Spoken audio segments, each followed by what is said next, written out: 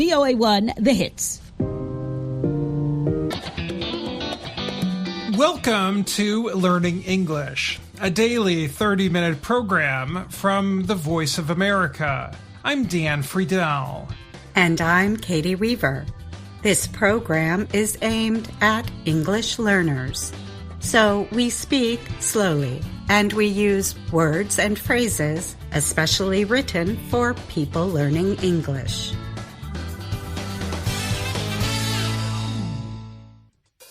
Today on the program, Jill Robbins answers a question from Luis in Brazil about grammar rules and popular music.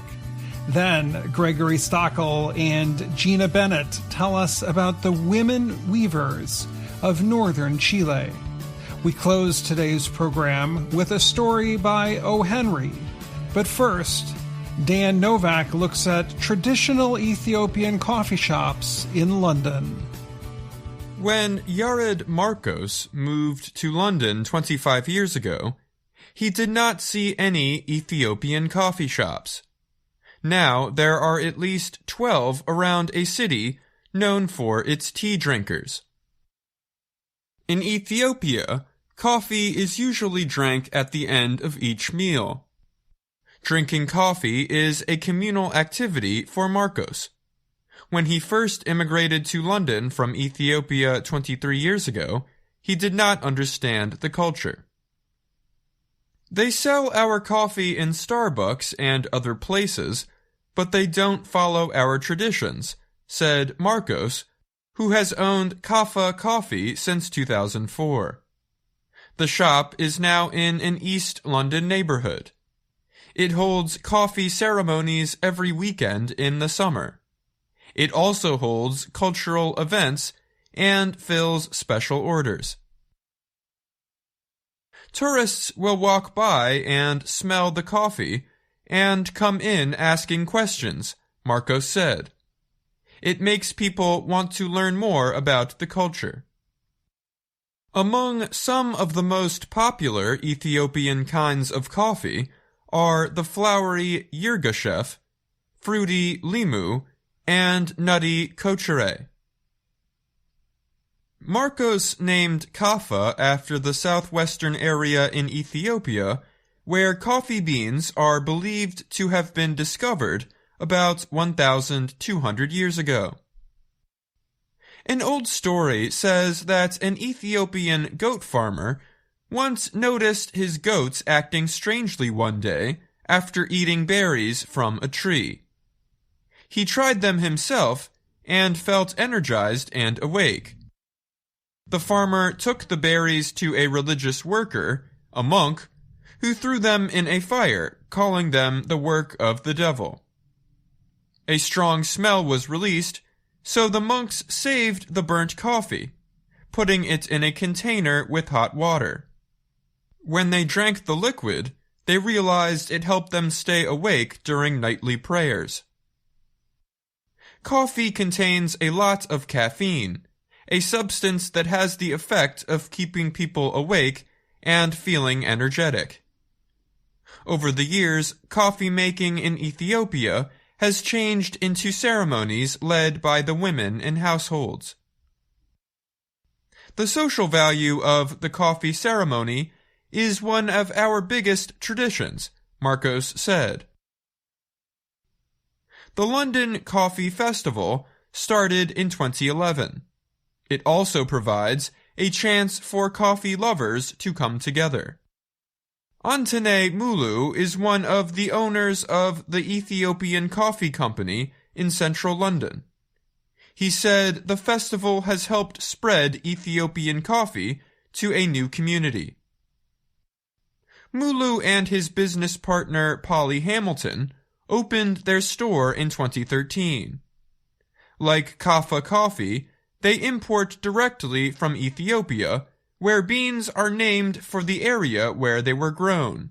As Ethiopia's traditions spread outside the country, both Marcos and Mulu hope more people will be pushed to value their community over concerns about drinking caffeine in their coffee. I'm Dan Novak.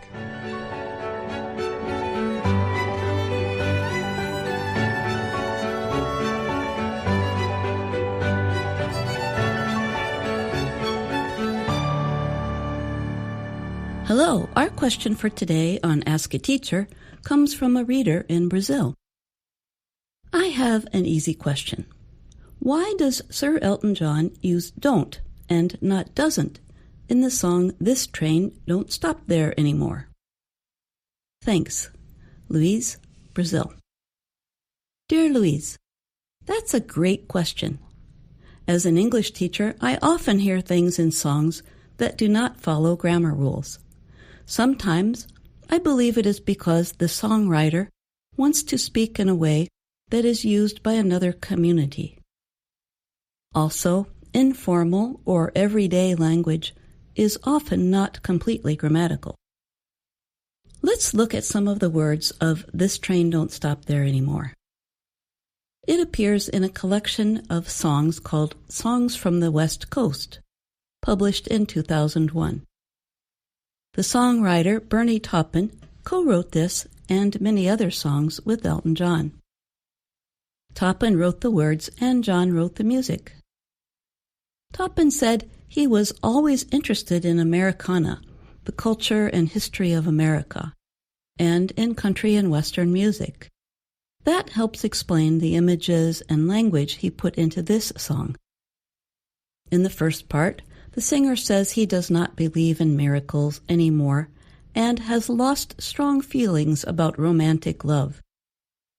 The second part brings in images of an old kind of train. I used to be the Main Express, all steam and whistles heading west, picking up my pain from door to door, riding on the storyline, furnace burning overtime. But this train don't stop. This train don't stop. This train don't stop there anymore. The singer tells us of the strong emotions he once had by comparing them to a fast or express train. The high, sharp sound of a train warning people of its approach is called a whistle. Old trains used to be powered by steam engines that let out whistles as they passed through towns. If we connect these words to the earlier part of the song, we can get a picture in our mind of a lonely, isolated place. A town where the train no longer stops is usually a quiet place with little activity. We can suppose that town is like the singer's heart. My understanding of the song is that the singer is saying he no longer wants to be in love because the feeling is too strong. Continuing the image of the train, he sings, It really means my engine's breaking down. What do you think, Luis? Would the song be just as good if Elton John sang, That Train Doesn't Stop There Anymore? Maybe it would not have the quality of informal language Taupin was hoping for. And that's Ask a Teacher for this week. Do you have a question for the teacher? Write to us at learningenglish@voanews.com. I'm Jill Robbins.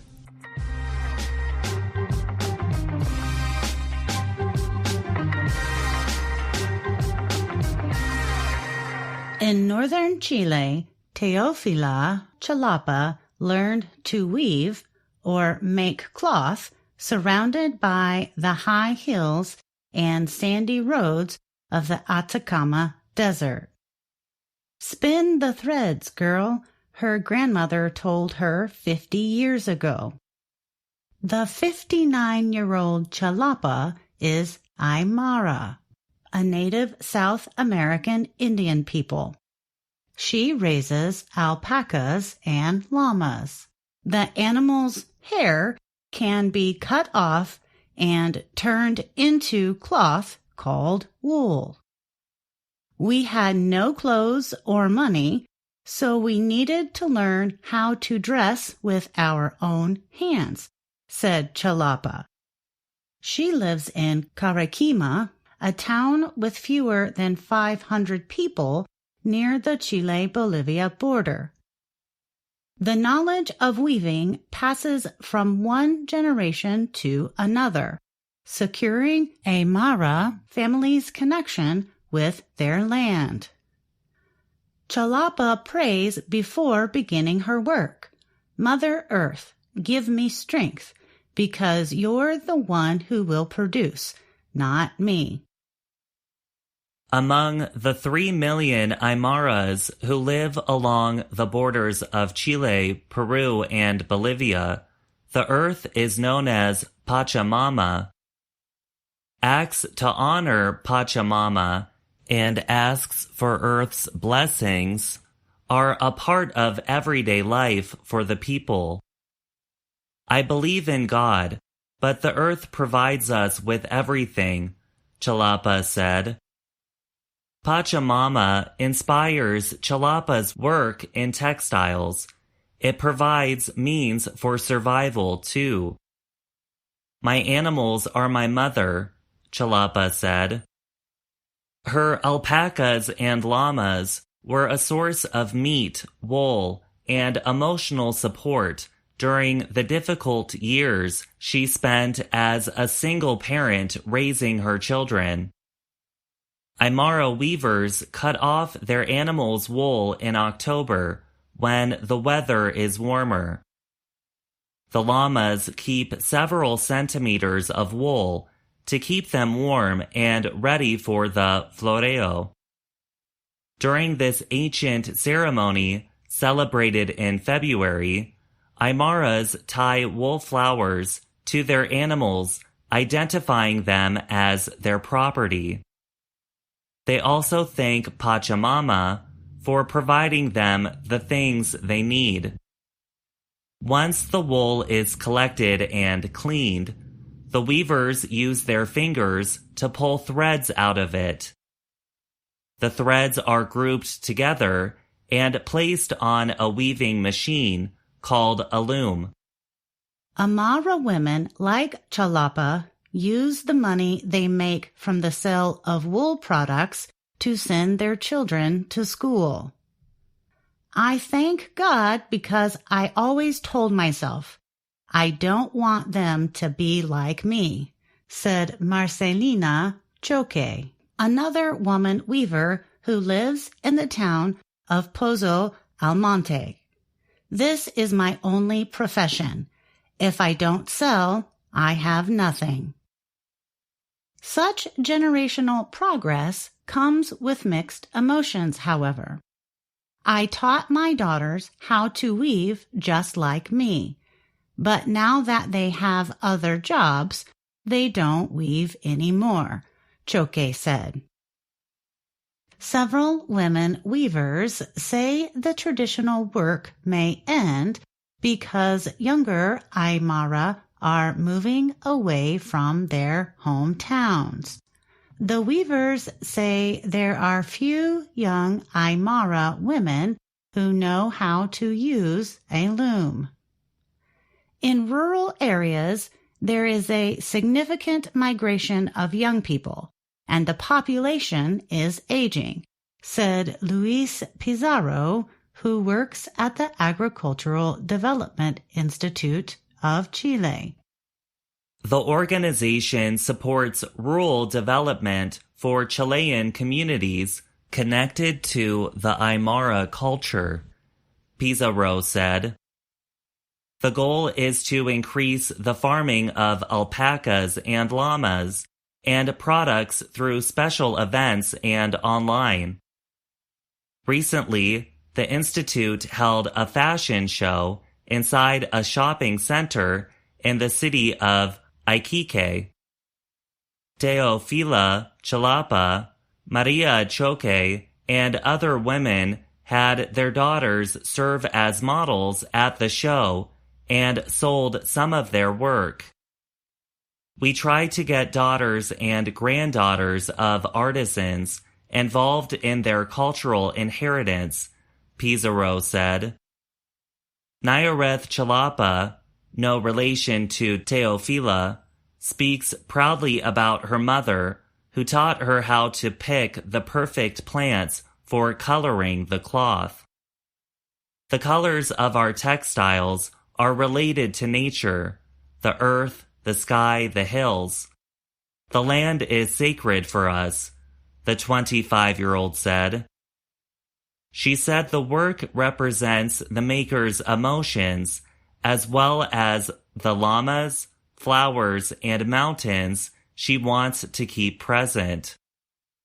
Nyarith Chalapa moved to a city to attend university like so many others. But home is never far from her heart. When migrating, many forget their ethnicity and leave their roots behind, Chalapa said.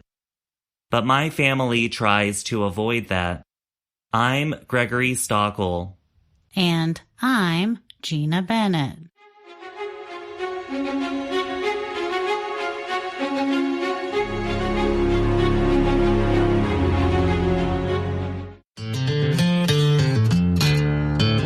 Hearts and crosses.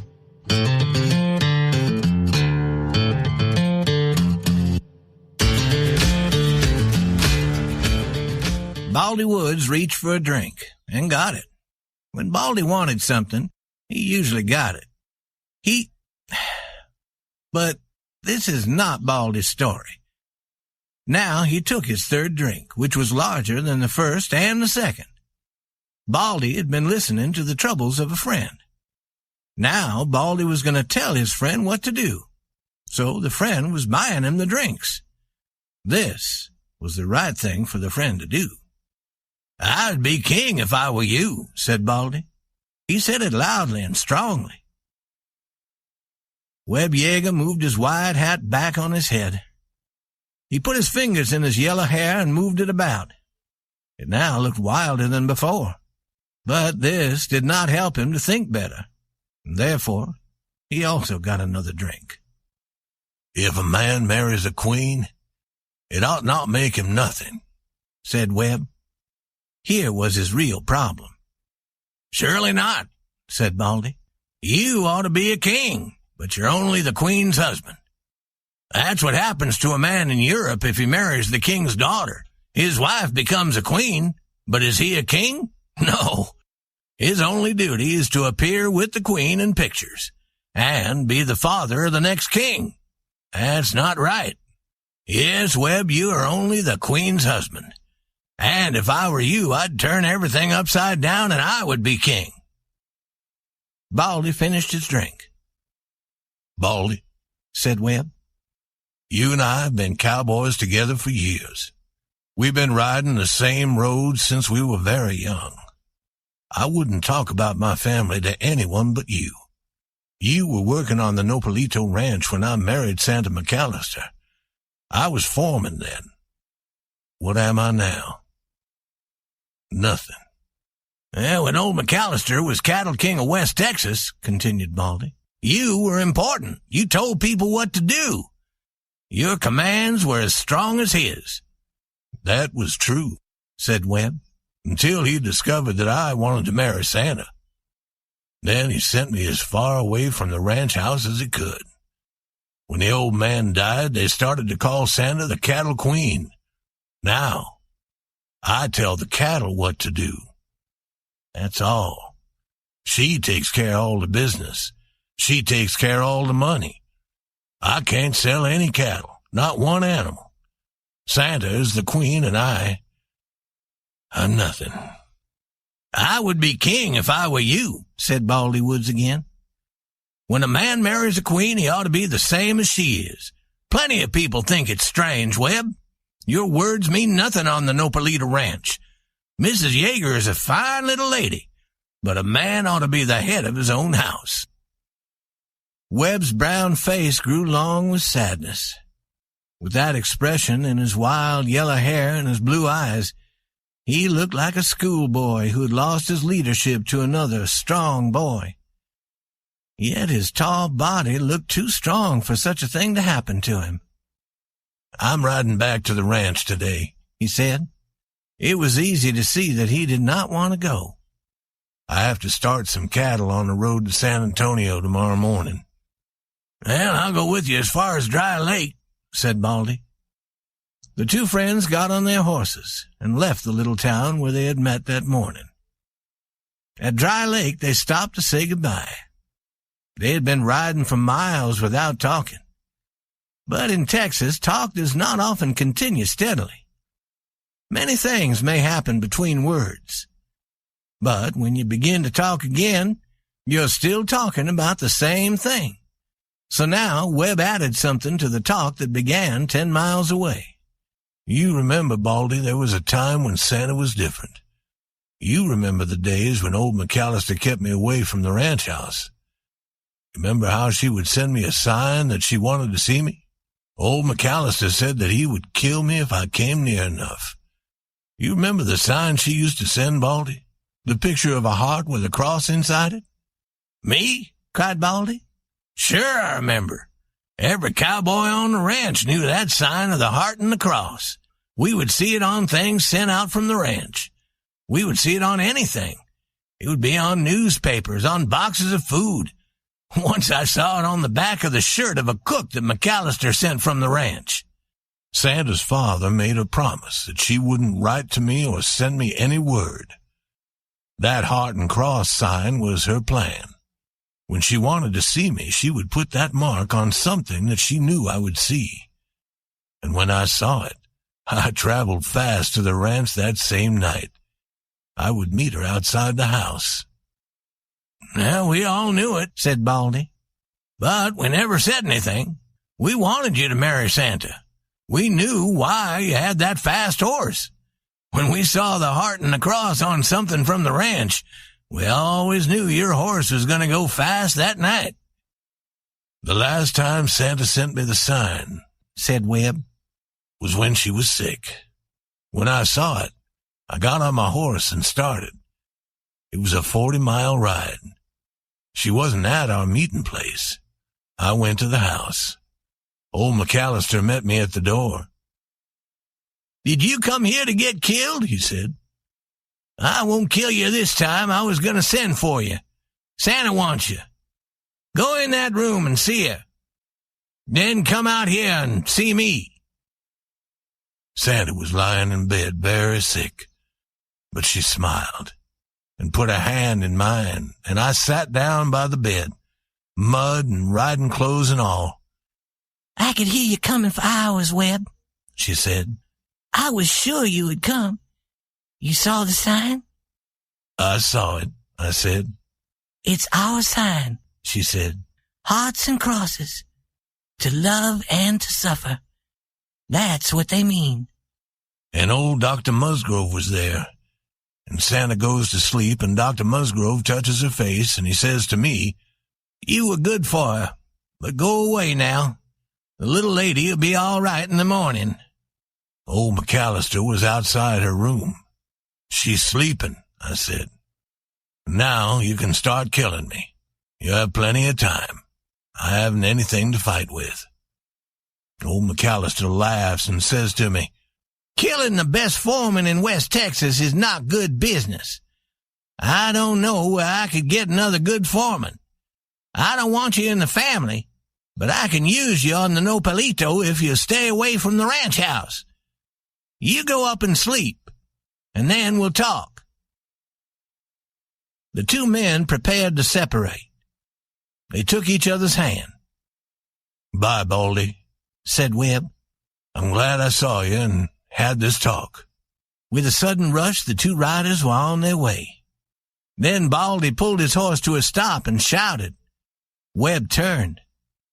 If I were you, came Baldy's loud voice, I would be king.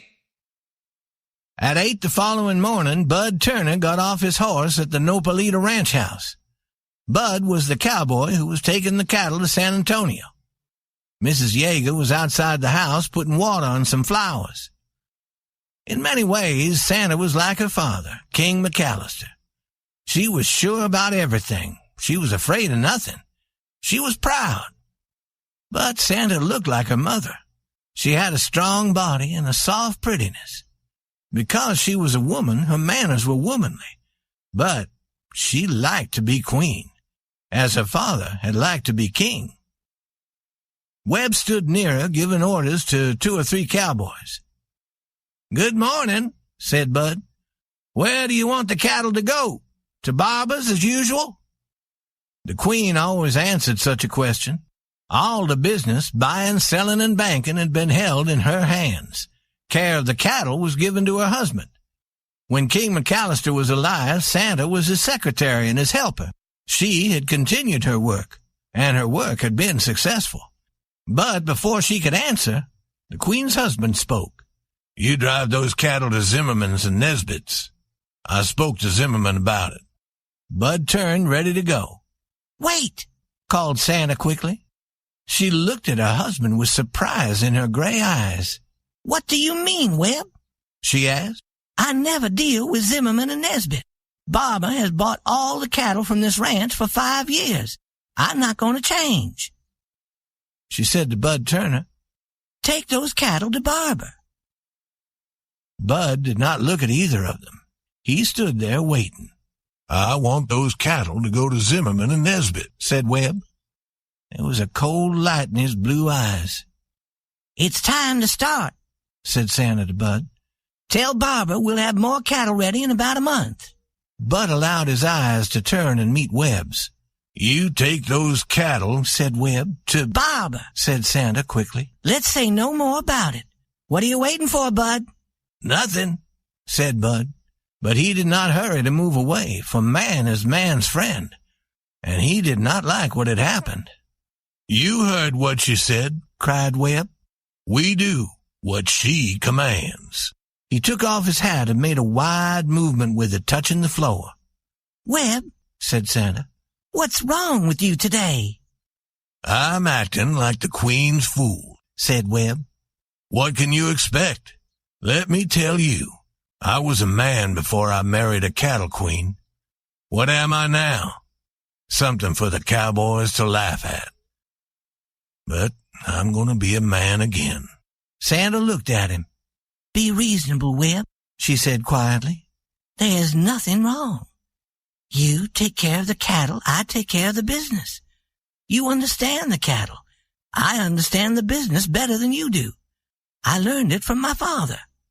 "I don't like kings and queens," said Webb, "unless I'm one of them myself."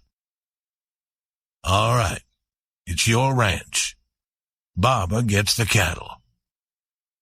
Webb's horse was tied near the house.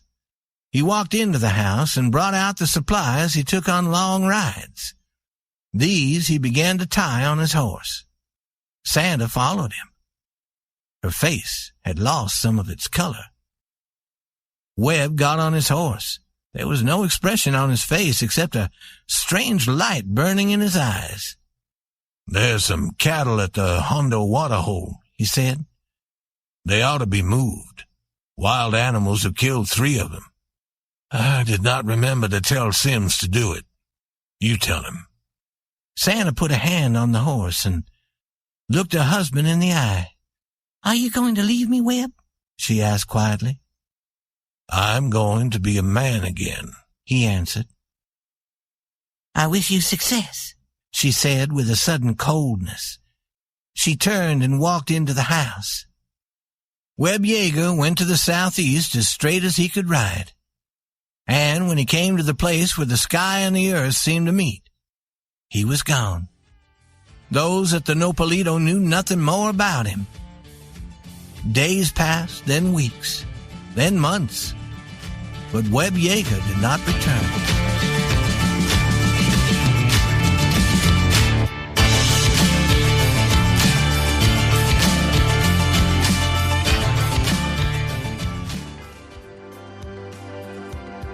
And that's the Learning English podcast for today.